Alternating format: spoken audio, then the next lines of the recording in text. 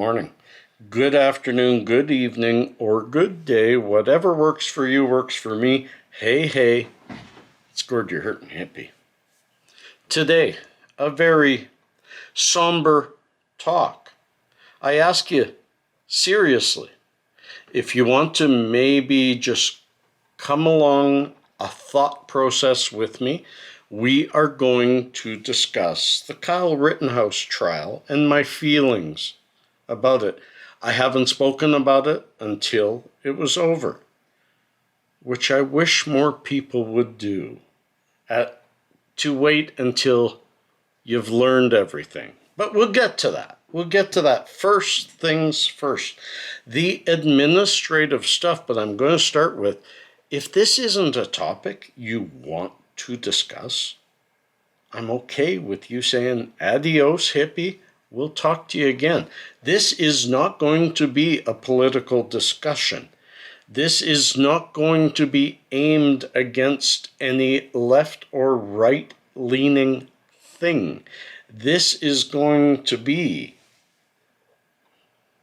me finding my way through my opinion. I believe that Kyle Rittenhouse, if not a courageous young man, he's actually, as far as I'm concerned, a young hero and someone that should be held up as an individual that others should strive to become.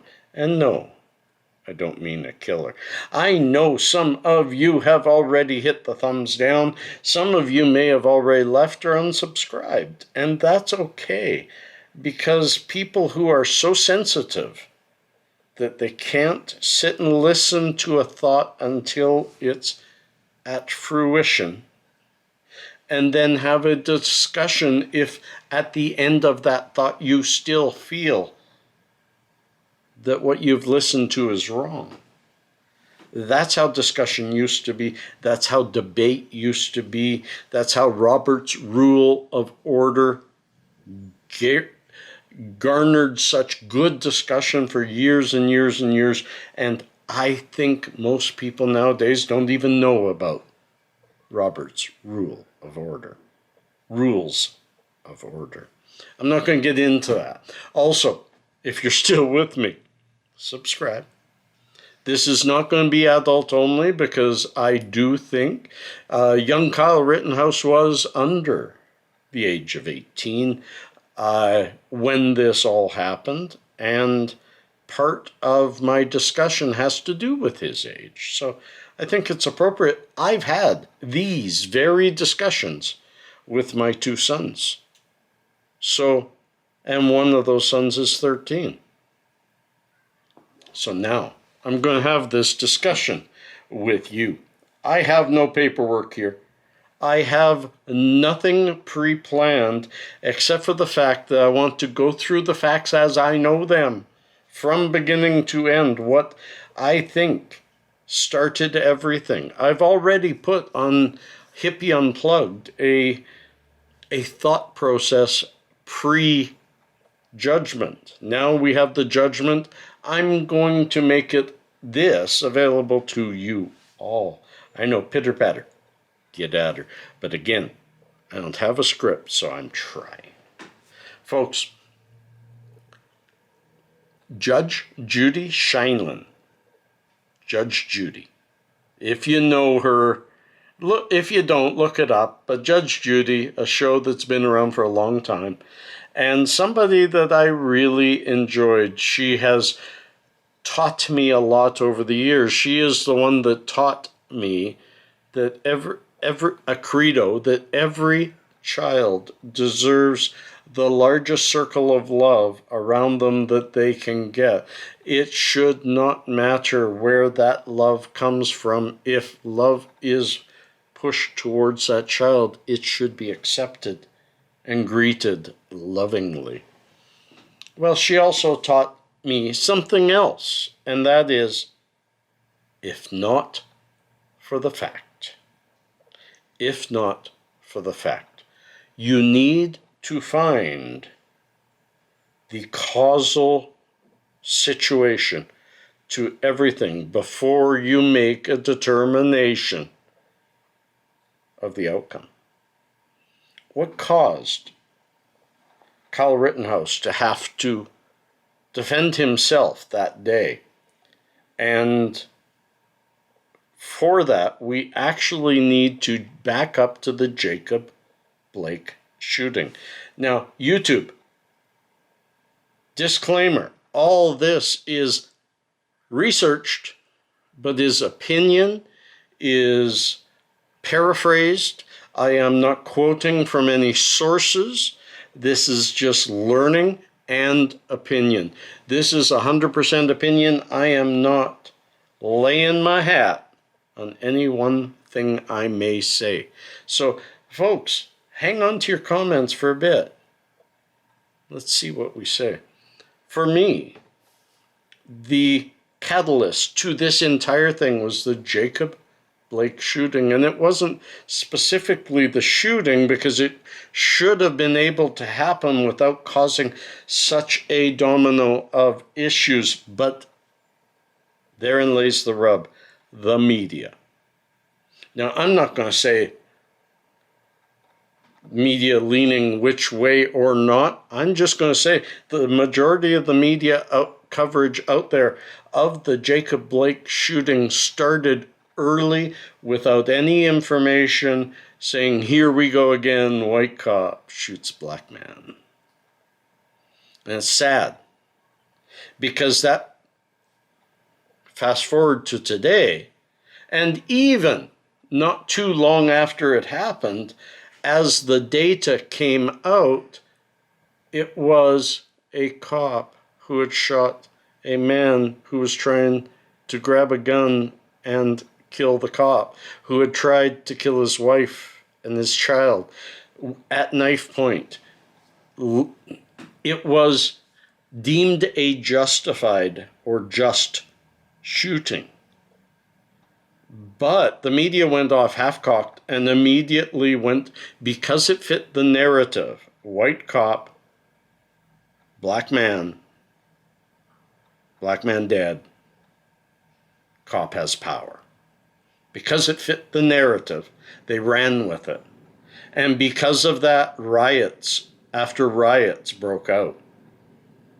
So I say that if not for the poor handling by the media of jumping onto something without any source, without any true information, and this will be a methodology that you'll see applied throughout this story. They created the situation from which Kyle Rittenhouse felt he needed to help out. This was not a boy who said, hey, I want to go there and fight BLM protesters. And that's what really bugs me, is the media keeps... I saw BBC put out a notice saying teenager acquitted of murdering, what do they call it, anti-racism protesters. So that's other data that needs to be understood, is these two people that got killed by him and one person who got his arm shot were not BLM protesters. Oh, they might have been associated to BLM. I don't care what their association was. They were criminals, and they were there to riot. They were there to break the law. And yes, that is the policeman's job, but the police 2 days earlier were told to pull back and let it happen. So there was a vacuum from which these criminals were thriving. And yes, it's not his town. He lives with his mom, but you know what? His dad lives there, and many of us know what a split family is about. Therefore, Kenosha was also his town. His grandma lived there. He worked there. and he knew it was in trouble. So he had spent the day previous helping out medically, and he had spent that day helping out medically. He was trained. He is not an EMT, and if he presented himself as such, that's the pride of a young man who hasn't learned socially how to act completely yet. But there was a man proud of his community, wanting to protect his community and protect his family. Because who knows where those protests will go with the police being held back, how far the fires will go. He is a young man with a young mother living nearby. You know, I can't get into his head, nor could they. But the media had access to all these things that the jury saw. They just either chose not to look deeply, or not to look at all, or they are guilty of ignoring what's right in front of them, of cognitive dissonance, and meant cognitive dissonance, because they kept reporting this is a white supremacist. This was a kid protecting his community and his neighboring community. This was a kid caught up in a moment, and then way over his head, and all of a sudden some criminals come chasing him down. Yes, that is what happened. Please, if you don't agree with me, you need to go and look at these videos. In every case, he was protecting himself from sure death. And that's what self-defense is all about. But here we are after the fact, and they're still blaming white supremacy, racism. It's a white young man who had to shoot white criminals who were trying to kill him. And somehow that's still white power and racism. We got to get over this. We got to start calling bullshit on this, because it isn't that.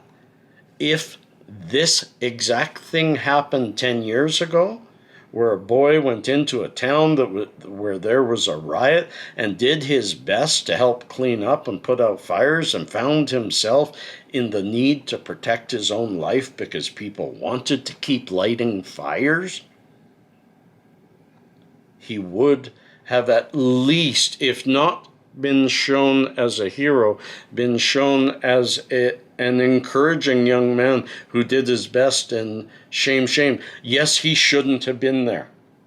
And if he were my son, I would have advised him not to be there, I think. But would I have? We do raise our young men, and we should, to be protective of their family, and of their community, and of their neighborhood, and of their neighbors. And he was doing as requested.